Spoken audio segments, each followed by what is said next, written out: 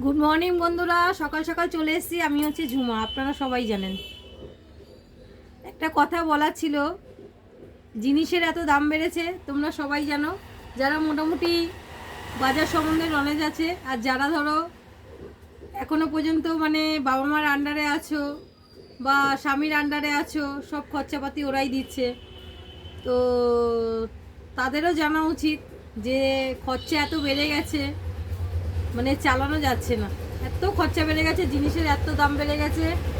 কাল একটা যদি সিরাপ, মানে আমি বলছি আমার ওষুধে দিয়ে, কাল একটা যদি জিনিস মানে ধরো নিয়ে যাচ্ছে 100 টাকা, আবার পরের দিন জিনিস ঢুকছে 120-30 টাকা। সেরকম আলু পেঁয়াজ সবজি সবেই। আগে আমরা 100 টাকা নিয়ে যেতাম, ব্যাগ ভরে বাজার হয়ে যেত। আজকাল 100 টাকায় বাজারের ব্যাগের তলায় পড়ে রয়েছে। তো কি করা যাবে এখন বলুন।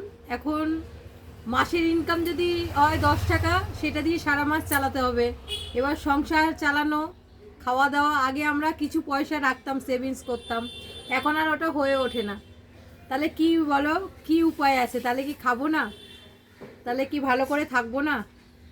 তাহলে কি জিনিসের কম করলে পয়সা একটু সেভ করা যাবে? তোমরা একটু কমেন্ট বক্সে জানাবে যে কি করলে পরে দুটো পয়সা আমি সেভ করতে পারবো বা আমরা সেভ করতে পারবো। অবশ্যই কমেন্ট বক্সে জানিও, প্রশ্নটা রইলো। Thank you, tata.